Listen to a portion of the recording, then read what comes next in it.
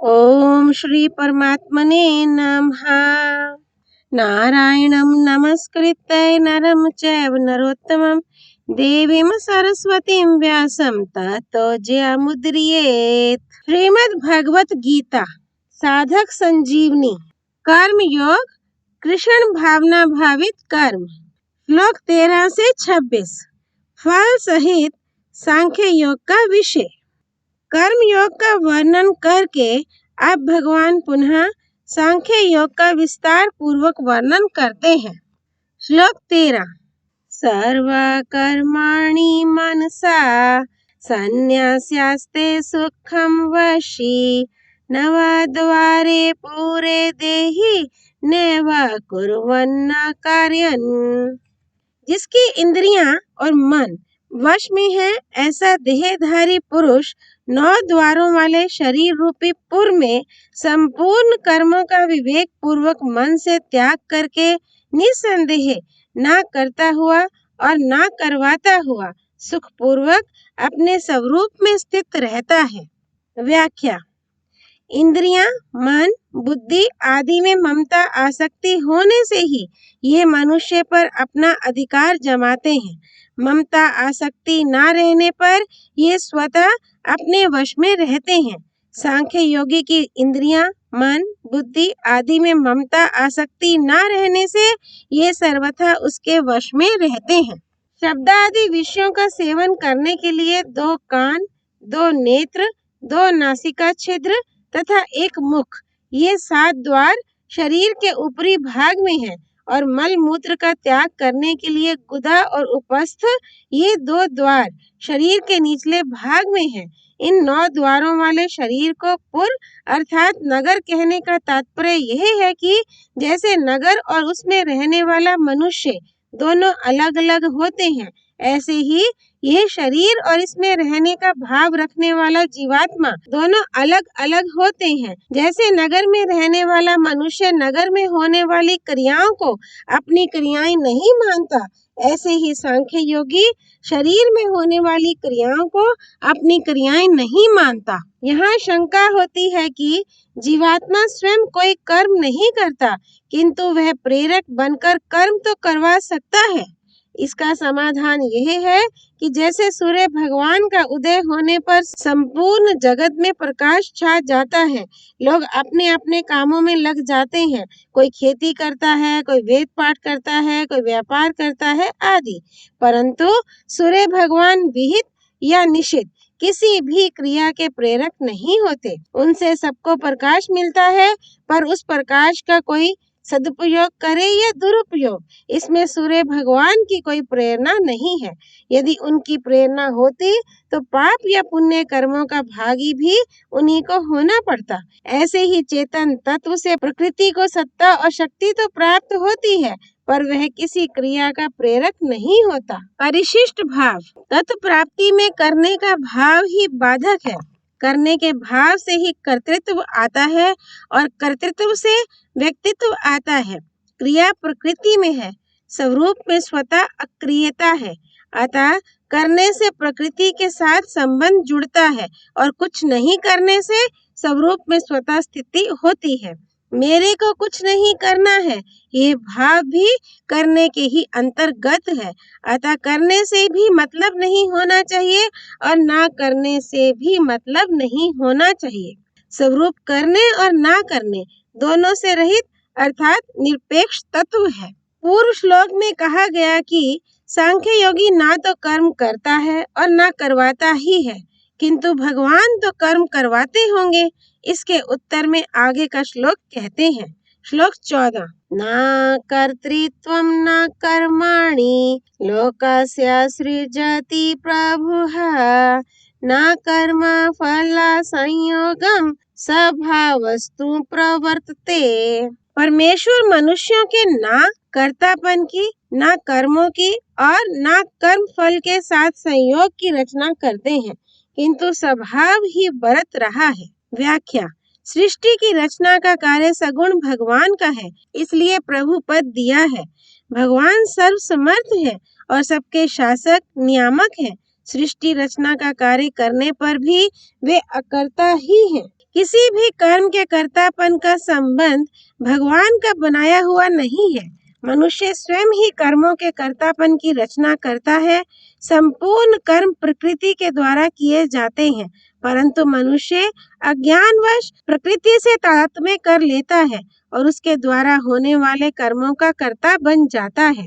भगवान ऐसा विधान भी नहीं करते कि अमुक जीव को अमुक शुभ अथवा अशुभ कर्म करना पड़ेगा। यदि ऐसा विधान भगवान कर देते तो विधि निषेध बताने वाले शास्त्र, गुरु, शिक्षा आदि सब व्यर्थ हो जाते, उनकी कोई सार्थकता ही नहीं रहती और कर्मों का फल भी जीव को नहीं भोगना पड़ता। जीव जैसा कर्म करता है वैसा फल उसे भोगना पड़ता है। जड़ होने के कारण कर्म स्वयं अपना फल भुगताने में असमर्थ है। भगवान कर्मों का फल तो देते हैं, पर उस फल के साथ संबंध भगवान नहीं जोड़ते, प्रत्युत जीव स्वयं जोड़ता है। जीव अज्ञानवश कर्मों का कर्ता बनकर और कर्म फल में आसक्त होकर कर्म फल के साथ अपना संबंध जोड़ लेता है और इसी से सुखी दुखी होता है। यदि वह कर्म फल के साथ स्वयं अपना संबंध ना जोड़े तो वह कर्म फल के संबंध से मुक्त रह सकता है। शंका। श्रुति में आता है कि भगवान जिसकी ऊर्ध्व गति करना चाहते हैं उससे तो शुभ कर्म करवाते हैं और जिसकी अधोगति करना चाहते हैं उससे अशुभ कर्म करवाते हैं। जब भगवान ही शुभाशुभ कर्म करवाते हैं तो फिर भगवान किसी के कर्तृत्व, कर्म और कर्म फल संयोग की रचना नहीं करते, ऐसा कहना तो श्रुति के साथ विरोध हुआ। समाधान। वास्तव में श्रुति के कथन का तात्पर्य शुभाशुभ कर्म करवाकर मनुष्य की ऊर्ध्व गति और अधोगति करने में नहीं है, प्रत्युत प्रारब्ध के अनुसार कर्म फल भुगताकर उसे शुद्ध करने में है। अर्थात मनुष्य शुभाशुभ कर्मों का फल जैसे भोग सके, भगवान कृपा पूर्वक उसे कर्म बंधन से मुक्त करके अपना वास्तविक प्रेम प्रदान करने के लिए उसके प्रारब्ध के अनुसार वैसी ही परिस्थिति और बुद्धि बना देते हैं।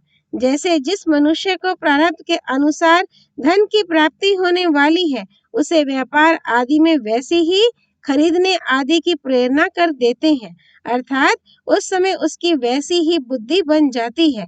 और जिसे प्रारब्ध के अनुसार हानि होने वाली है उसे व्यापार आदि में वैसी ही प्रेरणा कर देते हैं। तात्पर्य यह है कि मनुष्य जिस प्रकार से अपने शुभाशुभ कर्मों का फल भोग सके, भगवत प्रेरणा से वैसी ही परिस्थिति और बुद्धि बन जाती है। परिशिष्ट भाव। कर्तापन, कर्म और कर्म फल का संयोग परमात्मा की सृष्टि नहीं है, प्रत्युत जीव की सृष्टि है, इसलिए जीव पर ही इनके त्याग की जिम्मेवारी है। जब भगवान किसी के कर्तृत्व, कर्म और कर्म फल संयोग की रचना नहीं करते तो फिर वे किसी के कर्मों के फल भागी कैसे हो सकते हैं? इस बात को आगे के श्लोक में स्पष्ट करते हैं। श्लोक 15। ना दत्ते कस्यचित् पापम न चैव सुकृतं विभुः अज्ञानेन वृत्तं ज्ञानं तेन मुह्यन्ति जन्तवः। सर्वव्यापी परमात्मा न किसी के पाप कर्म को और न शुभ कर्म को ही ग्रहण करता है, किंतु अज्ञान से ज्ञान ढका हुआ है, उसी से सब जीव मोहित हो रहे हैं। व्याख्या। कर्म फल का भागी होना दो प्रकार से होता है। जो कर्म करता है वह भी कर्म फल का भागी होता है और जो दूसरे से कर्म करवाता है वह भी कर्म फल का भागी होता है। परंतु परमात्मा ना तो किसी के कर्म को करने वाला है और ना कर्म करवाने वाला ही है, अतः वह किसी के भी कर्म का फल भागी नहीं हो सकता। सूर्य संपूर्ण जगत को प्रकाश देता है और उस प्रकाश के अंतर्गत मनुष्य पाप और पुण्य कर्म करते हैं, परंतु उन कर्मों से सूर्य का किंचिन मात्र भी संबंध नहीं है। इसी प्रकार परमात्मा तत्व से प्रकृति सत्ता पाती है, अर्थात संपूर्ण संसार सत्ता पाता है। उसी की सत्ता पाकर प्रकृति और उसका कार्य संसार शरीर आदि क्रियाएं करते हैं। उन शरीर आदि से होने वाले पाप पुण्यों का परमात्मा तत्व से किंचिन मात्र भी संबंध नहीं है, कारण कि भगवान ने मनुष्य मात्र को स्वतंत्रता दे रखी है। अतः मनुष्य उन कर्मों का फल भागी अपने को भी मान सकता है और भगवान को भी मान सकता है, अर्थात संपूर्ण कर्मों और कर्म फलों को भगवान के अर्पण भी कर सकता है। जो भगवान की दी हुई स्वतंत्रता का दुरुपयोग करके कर्मों का कर्ता और भोक्ता अपने को मान लेता है, वह बंधन में पड़ जाता है। उसके कर्म और कर्म फल को भगवान ग्रहण नहीं करते, परंतु जो मनुष्य उस स्वतंत्रता का सदुपयोग करके कर्म और कर्म फल भगवान के अर्पण करता है, वह मुक्त हो जाता है। उसके कर्म और कर्म फल को भगवान ग्रहण करते हैं। परिशिष्ट भाव। जैसे अंधकार में सूर्य को ढकने की सामर्थ्य नहीं है, ऐसे ही अज्ञान में ज्ञान को ढकने की सामर्थ्य नहीं है। अस्वाभाविक को स्वाभाविक मान लिया, यही अज्ञान है जिससे मनुष्य मोहित हो जाता है। अतः अज्ञान के द्वारा ज्ञान को ढकने की बात केवल मूढ़तावश की गई मान्यता है, वास्तविकता नहीं है। मनुष्य चाहे तो अपने विवेक को महत्व देकर इस मूढ़ता को मिटा सकता है। जो हमसे घुला मिला हुआ है, उस परमात्मा को तो अपने से अलग मान लिया, और जो हमसे अलग है, उस शरीर को अपने से घुला मिला मान लिया, यह अज्ञान है। पूर्व श्लोक में भगवान ने बताया कि अज्ञान के द्वारा ज्ञान ढका जाने के कारण सब जीव मोहित हो रहे हैं। अपने विवेक के द्वारा उस अज्ञान का नाश कर देने पर जिस ज्ञान का उदय होता है, उसकी महिमा आगे के श्लोक में कहते हैं। श्लोक 16। ज्ञानेन तु तद् अज्ञानम् येषां नाशीतम् आत्मनः तेषाम् आदित्यवज् ज्ञानं प्रकाश्यति तत्परम्। परंतु जिन्होंने अपने जिस ज्ञान के द्वारा उस अज्ञान का नाश कर दिया है, उनका वह ज्ञान सूर्य की तरह परम तत्व परमात्मा को प्रकाशित कर देता है। व्याख्या। अज्ञान का नाश विवेक से ही होता है, उद्योग से नहीं। कारण कि अज्ञान का नाश क्रिया साध्य, परिश्रम साध्य नहीं है। परिश्रम करने से शरीर के साथ संबंध बना रहता है, क्योंकि शरीर से संबंध जोड़े बिना परिश्रम नहीं होता।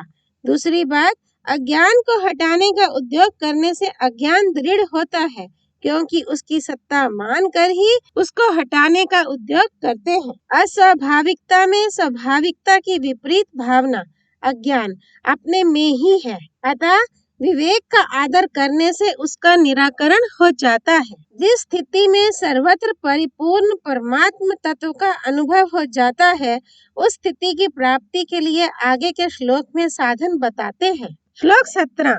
तद बुद्ध्यास तद आत्मनास तन्निष्ठास तत्परायणः गच्छन्त्या पुनरावृत्तम ज्ञानानिर्धूता कल्मषः। जिनका मन तदाकार हो रहा है, जिनकी बुद्धि तदाकार हो रही है, जिनकी स्थिति परमात्म तत्व में है, ऐसे परमात्म प्राण साधक पाप रहित होकर अब पुनरावृत्ति परम गति को प्राप्त होते हैं। व्याख्या। परमात्म तत्व का अनुभव करने के लिए दो प्रकार के साधन हैं। एक तो विवेक के द्वारा असत का त्याग करने पर सत में स्वरूप स्थिति स्वतः हो जाती है, और दूसरा सत का चिंतन करते करते सत की प्राप्ति हो जाती है। चिंतन से सत की ही प्राप्ति होती है। निश्चय करने वाली वृत्ति का नाम बुद्धि है। साधक पहले बुद्धि से यह निश्चय करे कि सर्वत्र एक परमात्म तत्व ही परिपूर्ण है। संसार के उत्पन्न होने से पहले भी परमात्मा थे, और संसार के नष्ट होने के बाद भी परमात्मा रहेंगे। बीच में भी संसार का जो प्रवाह चल रहा है, उसमें भी परमात्मा वैसे के वैसे ही है। यहाँ आत्मा शब्द मन का वाचक है। जब बुद्धि में एक परमात्म तत्व का निश्चय हो जाता है, तब मन से स्वतः स्वाभाविक परमात्मा का ही चिंतन होने लगता है। सब क्रियाएं करते समय ये चिंतन अखंड रहता है कि सत्ता रूप से सब जगह एक परमात्म तत्व ही परिपूर्ण है। चिंतन में संसार की सत्ता आती ही नहीं। परमात्मा से अलग अपनी सत्ता ना रहना ही परमात्मा के प्राण होना है। परमात्मा में अपनी स्थिति का अनुभव करने से अपनी सत्ता परमात्मा की सत्ता में लीन हो जाती है और स्वयं परमात्मा स्वरूप हो जाता है। परिशिष्ट भाव। अस्वाभाविकता में स्वाभाविकता की भावना मिटने पर एक परमात्मा के सिवाय अन्य किसी की स्वतंत्र सत्ता नहीं रहती और साधक परमात्म स्वरूप ही हो जाता है, जो कि वास्तव में स्वतः सिद्ध है। अतः उसके पुनः संसार बंधन में आने का प्रश्न ही पैदा नहीं होता।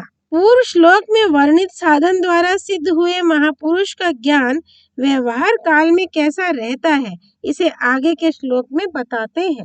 श्लोक 18। विद्या विनय संपन्ने ब्राह्मणे गवी हस्तिनी शून्य चैव स्वपाके च पंडिताः समादर्शिनः। ज्ञानी महापुरुष विद्या विनय युक्त ब्राह्मण में और चांडाल में तथा गाय, हाथी एवं कुत्ते में भी समरूप परमात्मा को देखने वाले होते हैं। व्याख्या। यहाँ ब्राह्मण के लिए दो विशेषण दिए गए हैं, विद्या युक्त और विनय युक्त, अर्थात ऐसा ब्राह्मण जो विद्वान भी है और विनम्र स्वभाव वाला, ब्राह्मण बने के अभिमान से रहित भी है। ब्राह्मण होने से वह जाति से तो ऊंचा है ही, साथ ही साथ विद्या और विनय से भी संपन्न है। यह ब्राह्मणत्व की पूर्णता है। जहाँ पूर्णता होती है वहाँ अभिमान नहीं रहता।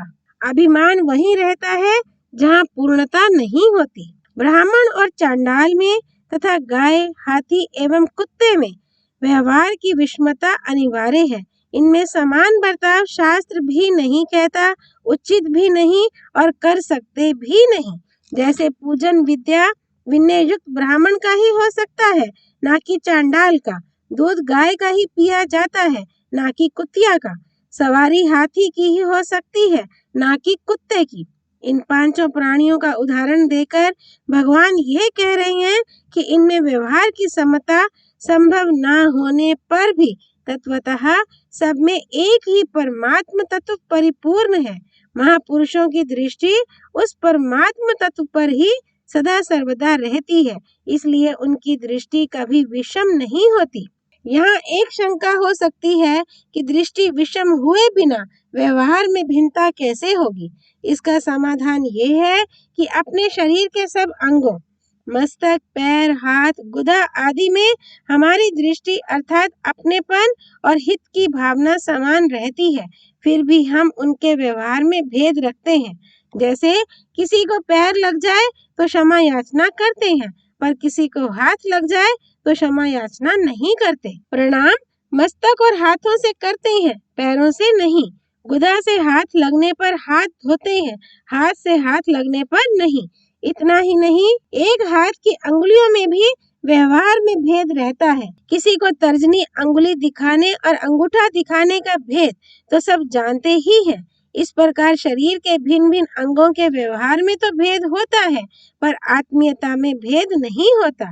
इसलिए शरीर के किसी भी पीड़ित अंग की उपेक्षा नहीं होती। व्यवहार में भेद होने पर भी पीड़ा मिटाने में हम समानता का व्यवहार करते हैं। शरीर के सभी अंगों के सुख दुख में हमारा एक ही भाव रहता है।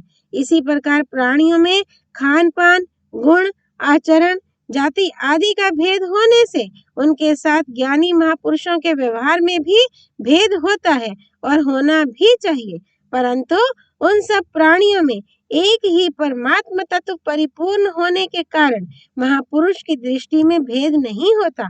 उन प्राणियों के प्रति महापुरुष की आत्मीयता, प्रेम, हित, दया आदि के भाव में कभी फर्क नहीं पड़ता।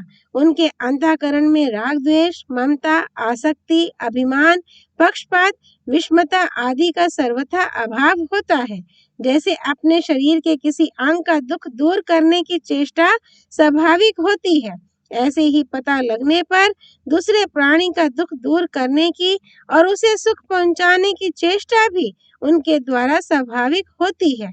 यही कारण है कि भगवान ने यहाँ महापुरुषों को समदर्शी कहा है, ना कि समवर्ती। भाव में ही सदा अद्वैत होना चाहिए, क्रिया व्यवहार में कहीं नहीं। समता संबंधी विशेष बात। समता कोई खेल तमाशा नहीं है, प्रत्युत परमात्मा का साक्षात स्वरूप है। जिनका मन समता में स्थित हो जाता है वे यहाँ जीते जी ही संसार पर विजय प्राप्त कर लेते हैं और पर ब्रह्म परमात्मा का अनुभव कर लेते हैं। ये समता तब आती है जब दूसरों का दुख अपना दुख और दूसरों का सुख अपना सुख हो जाता है। समता का अर्थ यह नहीं है कि समान रीति से सबके साथ रोटी बेटी भोजन और विवाह का बर्ताव करें। व्यवहार में समता तो महान पतन करने वाली चीज है। समान बर्ताव यमराज का मौत का नाम है, क्योंकि उसके बर्ताव में विषमता नहीं होती। चाहे महात्मा हो, चाहे गृहस्थ हो, चाहे साधु हो, चाहे पशु हो, चाहे देवता हो, मौत सबकी बराबर ही होती है। इसलिए यमराज को समवर्ती समान बर्ताव करने वाला कहा गया है। अतः जो समान बर्ताव करते हैं वे भी यमराज हैं। पशुओं में भी समान बर्ताव पाया जाता है। कुत्ता ब्राह्मण की रसोई में जाता है तो पैर धोकर नहीं जाता। ब्राह्मण की रसोई हो अथवा हरिजन की, वह तो जैसा है वैसा ही चला जाता है, क्योंकि यह उसकी समता है। पर मनुष्य के लिए यह समता नहीं है, प्रत्युत महान पशुता है। समता तो यह है कि दूसरे का दुख कैसे मिटे, दूसरे को सुख कैसे हो, आराम कैसे हो। भोजन, वस्त्र, मकान आदि निर्वाह की वस्तुओं की जिनके पास कमी है, उन्हें ये वस्तुएं विशेषता से देनी चाहिए, चाहे वे किसी भी वर्ण, आश्रम, धर्म, संप्रदाय आदि के क्यों न हो। सबका जीवन यापन सुख पूर्वक होना चाहिए। सर्वे भवन्तु सुखिनः, सर्वे सन्तु निरामयाः, सर्वे भद्राणि पश्यन्तु मा कश्चित् दुःख भाग् भवेत्। सभी सुखी हो, सभी निरोग हो, सभी का हित हो, कभी किसी को किंचिन मात्र भी दुख ना हो, ऐसा भाव रखते हुए यथा योग्य बर्ताव करना ही समता है, जो संपूर्ण मनुष्यों के लिए हितकर है। अब भगवान पूर्व श्लोक में वर्णित समता की विशेष महिमा कहते हैं। श्लोक 19। यवतर्जितः सर्गो येषां साम्ये स्थितं मनः, निर्दोषं हि समं ब्रह्म, तस्माद् ब्राह्मणी ते स्थितः। जिनका अंतःकरण समता में स्थित है, उन्होंने इस जीवित अवस्था में ही संपूर्ण संसार को जीत लिया है, अर्थात वे जीवन मुक्त हो गए हैं। क्योंकि ब्रह्म निर्दोष और सम है, इसलिए वे ब्रह्म में ही स्थित है। व्याख्या। परमात्म तत्व अथवा स्वरूप में स्वाभाविक स्थिति का अनुभव होने पर जब मन बुद्धि में राग द्वेष, कामना, विषमता आदि का सर्वथा अभाव हो जाता है, तब मन बुद्धि में स्वतः स्वाभाविक समता आ जाती है, लानी नहीं पड़ती। बाहर से देखने पर महापुरुष और साधारण पुरुष में खाना पीना, चलना फिरना आदि व्यवहार एक सा ही दिखता है, पर महापुरुषों के अंतःकरण में निरंतर समता, निर्दोषता, शांति आदि रहती है और साधारण पुरुषों के अंतःकरण में विषमता, दोष, अशांति आदि रहती है। शरीर, इंद्रियां, मन, बुद्धि, प्राणी, पदार्थ, घटना, परिस्थिति आदि सब पर है और जो इनके अधीन रहता है उसे पराधीन कहते हैं। इन शरीर आदि वस्तुओं में महत्व बुद्धि होना तथा इनकी आवश्यकता का अनुभव करना अर्थात इनकी कामना करना ही इनके अधीन होना है। पराधीन पुरुष ही वास्तव में पराजित, हारा हुआ है। जब तक पराधीनता नहीं छूटती तब तक वह पराजित ही रहता है।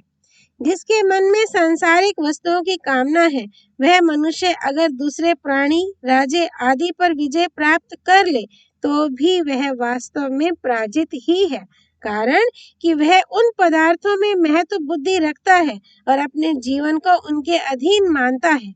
शरीर से विजय तो पशु भी प्राप्त कर लेता है, पर वास्तविक विजय हृदय से वस्तु की अधीनता दूर होने पर ही प्राप्त होती है। जिसने संसार को जीत लिया है, ऐसे समदर्शी महापुरुष को संसार का बड़ा से बड़ा सुख प्रलोभन भी आकृष्ट नहीं कर सकता और बड़ा से बड़ा दुख भी विचलित नहीं कर सकता। उसके मन में संसार के किसी भी प्राणी, पदार्थ, परिस्थिति आदि की किंचिन मात्र भी कामना, वासना, स्पृहा, तृष्णा आदि नहीं रहती।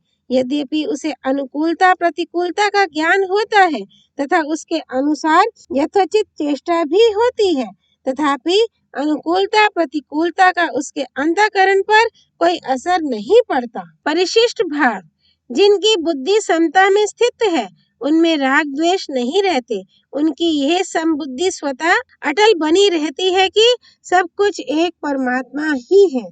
जब एक परमात्मा तत्व के सिवाय दूसरा कुछ है ही नहीं, तो फिर कौन द्वेष करे और किससे करे।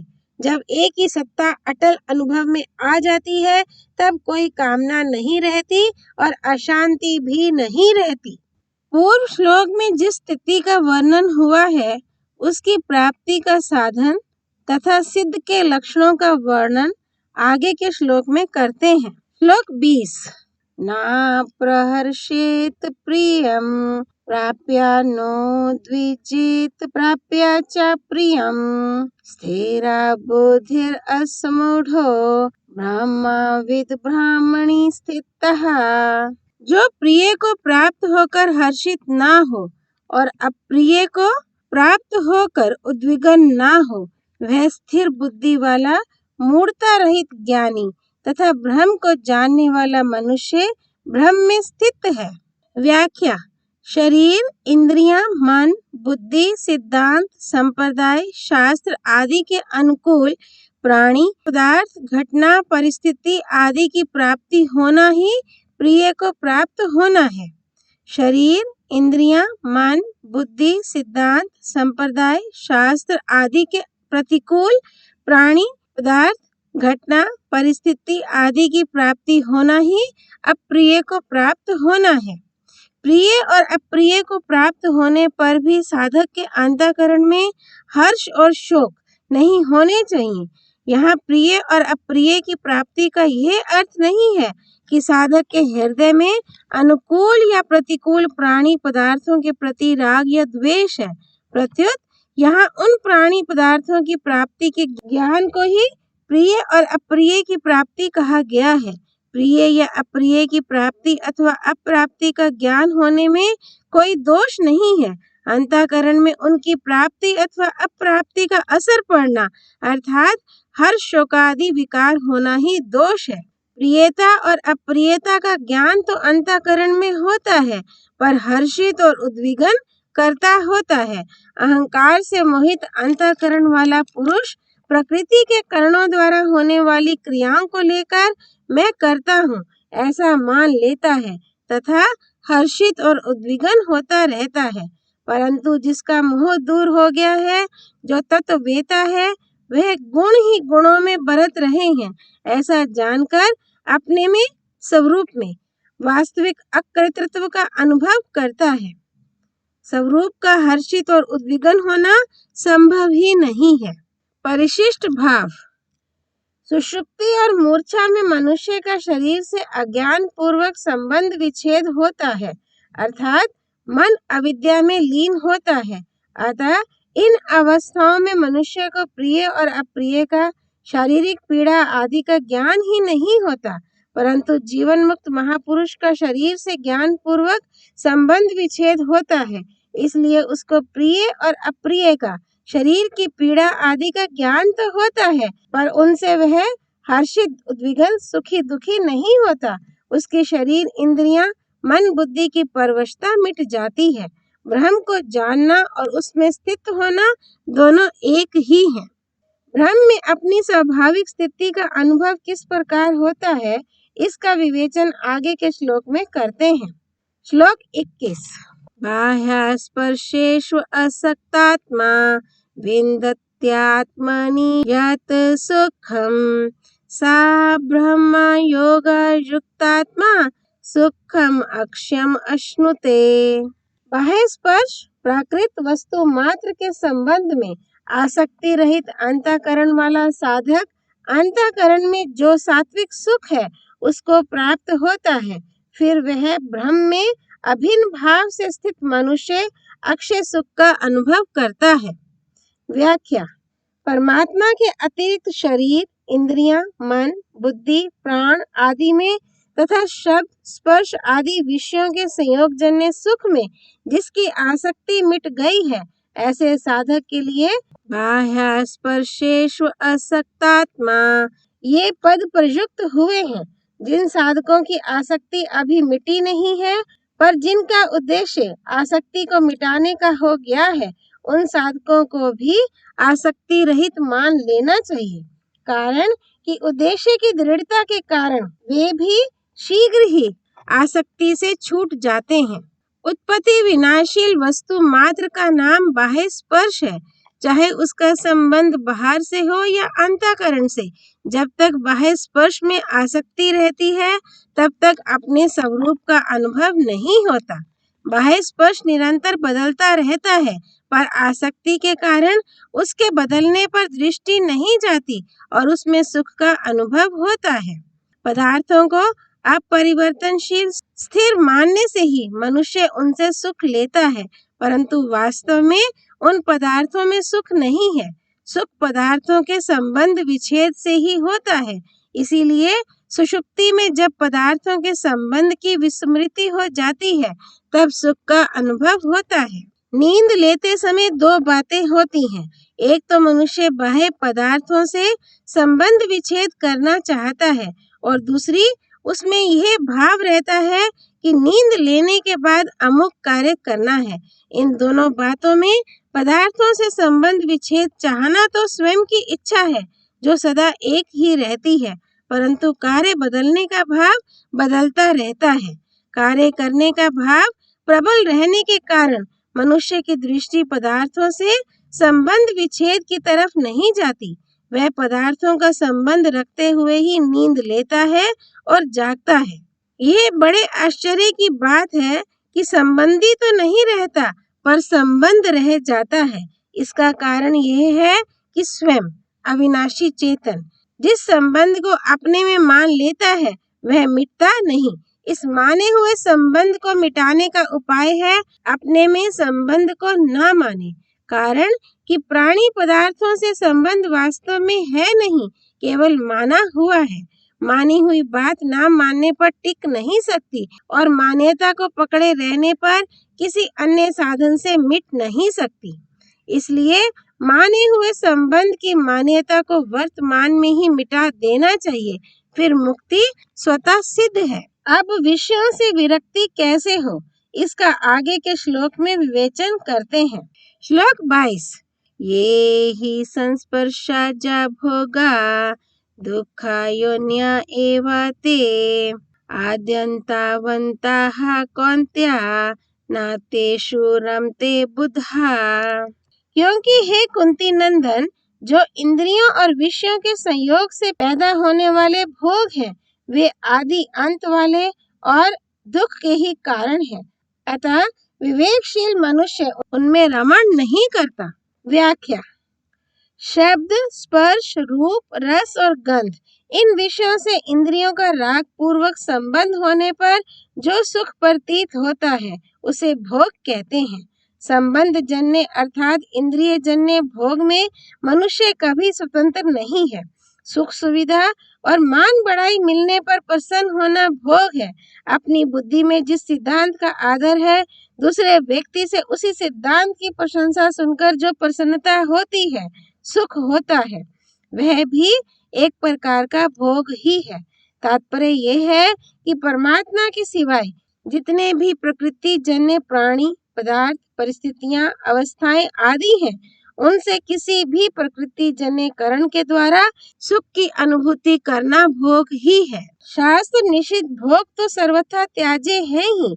शास्त्र विहित भोग भी परमात्मा प्राप्ति में बाधक होने से त्याज्य ही है। कारण कि जड़ता के संबंध के बिना भोग नहीं होता, जबकि परमात्मा प्राप्ति के लिए जड़ता से संबंध विच्छेद करना आवश्यक है। संपूर्ण भोग आने जाने वाले हैं, अनित्य हैं, परिवर्तनशील हैं। ये कभी एक रूप रह सकते ही नहीं। तात्पर्य है कि इन भोगों की स्वयं के साथ किसी भी अंश में एकता नहीं है। भोग आने जाने वाले हैं और स्वयं सदा रहने वाला है। भोग जड़ है और स्वयं चेतन है। भोग विकारी है और स्वयं निर्विकार है। भोग आदि अंत वाले हैं और स्वयं आदि अंत से रहित है। इसलिए स्वयं को भोगों से कभी सुख नहीं मिल सकता। जीव परमात्मा का अंश है, इसलिए उसे परमात्मा से ही अक्षय सुख मिल सकता है। परिशिष्ट भाव, विवेकी मनुष्य उस वस्तु को नहीं चाहता जो सदा उसके साथ ना रहे। अपने विवेक से वह इस सत्य को स्वीकार कर लेता है कि मिली हुई कोई भी वस्तु, व्यक्ति, योग्यता और सामर्थ्य मेरी नहीं है और मेरे लिए भी नहीं है। इतना ही नहीं, अनंत सृष्टि में कोई भी वस्तु ऐसी नहीं है जो मेरी हो और मेरे लिए हो। प्यारी से प्यारी वस्तु भी सदा के लिए मेरी नहीं है, सदा मेरे साथ रहने वाली नहीं है। इसलिए विवेकी मनुष्य यह निश्चय कर लेता है कि जो वस्तु और व्यक्ति सदा मेरे साथ रहने वाले नहीं है, उनके बिना मैं सदा के लिए प्रसन्नता से रह सकता हूँ। पूर्व श्लोक में भगवान ने बताया कि संयोग जन्य सुख भोगने वाला दुखों से नहीं बच सकता, तो फिर सुखी कौन होता है? इसका उत्तर आगे के श्लोक में देते हैं। श्लोक 23, शक्नोति हैवयः सोढुं प्राक् शरीरा विमोक्षणात् कामा क्रोधोद्भवं वेगं सायुक्तः स सुखी नरः। इस मनुष्य शरीर में जो कोई मनुष्य शरीर छूटने से पहले ही काम क्रोध से उत्पन्न होने वाले वेग को सहन करने में समर्थ होता है, वह नर योगी है और वही सुखी है। व्याख्या, प्राणी मात्र को एक अलौकिक विवेक प्राप्त है। यह विवेक पशु पक्षी आदि योनियों में प्रसुप्त रहता है। उनमें केवल अपनी अपनी योनि के अनुसार शरीर निर्वाह मात्र का विवेक रहता है। देव आदि योनियों में यह विवेक ढका रहता है, क्योंकि वे योनियां भोगों के लिए मिलती हैं। अतः उनमें भोगों की बहुलता तथा भोगों का उद्देश्य रहता है। मनुष्य योनि में भी भोगी और संग्रही मनुष्य का विवेक ढका रहता है। ढके रहने पर भी यह विवेक मनुष्य को समय समय पर भोग और संग्रह में दुख एवं दोष का दर्शन कराता रहता है, परंतु इसे महत्व न देने के कारण मनुष्य भोग और संग्रह में फंसा रहता है। अतः मनुष्य को चाहिए कि वह इस विवेक को महत्व देकर इसे स्थायी बना ले। इसकी उसे पूर्ण स्वतंत्रता है। विवेक को स्थायी बनाकर वह राग द्वेष काम क्रोध आदि विकारों को सर्वथा समाप्त कर सकता है।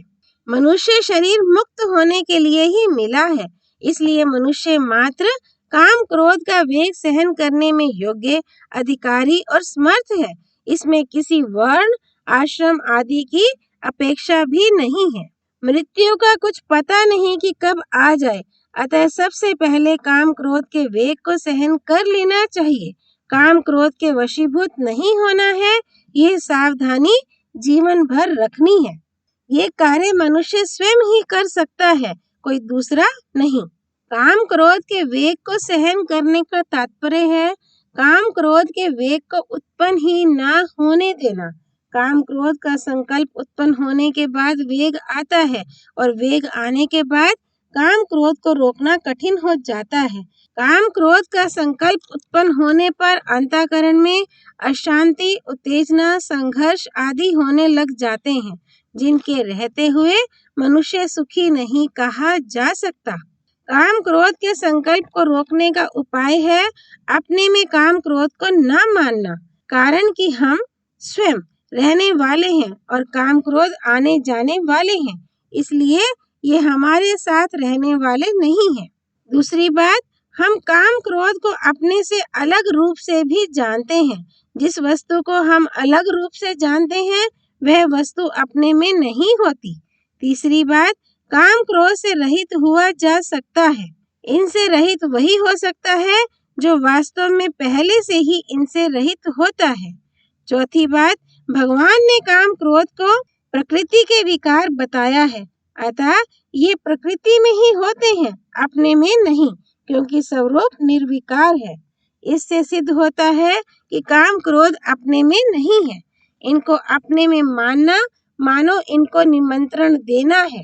जिस मनुष्य ने काम क्रोध के संकल्प को मिटा दिया है वही वास्तव में सुखी है। परिशिष्ट भाव, पहले स्फुरणा होती है, उस स्फुरणा में सत्ता, आसक्ति और आग्रह होने से वह स्फुरणा पकड़ी जाती है और संकल्प बन जाती है। संकल्प से मनोरथ होने लगता है, जिससे काम क्रोध आदि का वेग उत्पन्न होता है।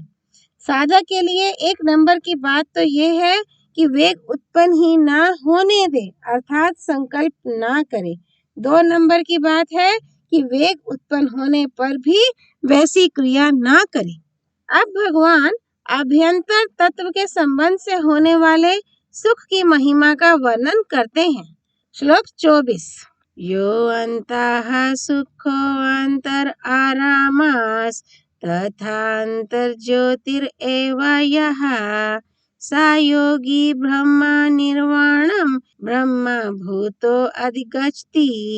जो मनुष्य केवल परमात्मा में सुख वाला और केवल परमात्मा में रमण करने वाला है तथा जो केवल परमात्मा में ज्ञान वाला है, वह ब्रह्म में अपनी स्थिति का अनुभव करने वाला सांख्य योगी निर्वाण ब्रह्म को प्राप्त होता है। व्याख्या। जिसको प्रकृति जन्य बाह्य पदार्थों में सुख प्रतीत नहीं होता, प्रत्युत एकमात्र परमात्मा में ही सुख मिलता है, ऐसे साधक को यहाँ अंतः सुख कहा गया है। परमात्मा तत्व के सिवाय कहीं भी उसकी सुख बुद्धि नहीं रहती।